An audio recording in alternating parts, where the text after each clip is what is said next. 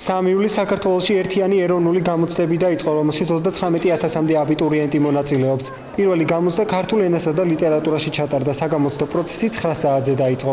რაც შეეხება ხარვეზებს, გამოცდების ცენტრის ხელმძღვანელის მაია მიმინოშვილის თქმით, საგამოცდო პროცესმა ექსესების გარეშე 7 გარემოში ჩაიარა. ერთიანი ეროვნული გამოცდები 27 ივლისს დასრულდება. 8 საათზე დაიწყო რეგისტრაციით, 1 საათი მიმდინარეობს რეგისტრაცია და 9 საათზე უკვე დაიწყეს აბიტურიენტებმა ტესტებზე მუშაობა. პირველი სესია ჩატარდა ძალიან მშვიდ ვითარებაში, არანაირ, ასე ვთქვათ, დაბრკოლებას ადგილი არ ქონია.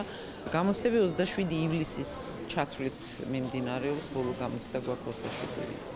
როგორც რთული ესე არ ყოფილა, ყველაფერი ადვილად გასაგები იყო და რა ვიცი, ჩემი აზრით, ვინც ცოტა რამეს მაინც წაიკითხავდა ამ აბიტურიენტობის მანძილზე, ჩემი აზრით ადვილი იქნებოდა მათთვის ამის დაძლევა. არაფერი სირთულე ისეთი.